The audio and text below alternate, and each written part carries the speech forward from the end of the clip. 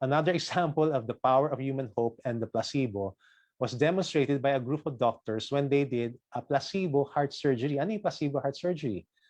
Kunyari, they they tested this on a few patients. Okay, it was illegal, but they wanted to make a point. So they wanted to prove that it was the patient's changed lifestyle after undergoing heart surgery that healed the patient and not the actual heart surgery. Okay, how did they prove this hypothesis? So surgeons surgically opened up the chest of a few dozen men and women, not just 3 or 4, a few dozen.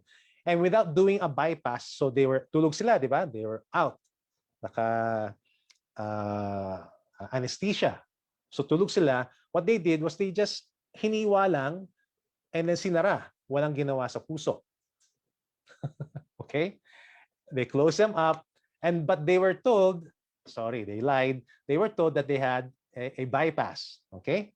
So the people who underwent this pseudo or fake operation thought they had new unclogged arteries.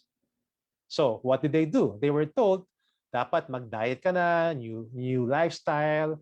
And so this new hope and changed lifestyle, diet, exercise, low stress program prescribed by the doctors, you know what? The patients got better. Nawala yung heart disease nila kahit hindi talaga sila hinart bypass. Amazing, di ba? And later on, the authorities found out what they did, and they nearly lost their licenses to doctors, but they proved their point that 50%, they said, of all heart bypasses are unnecessary.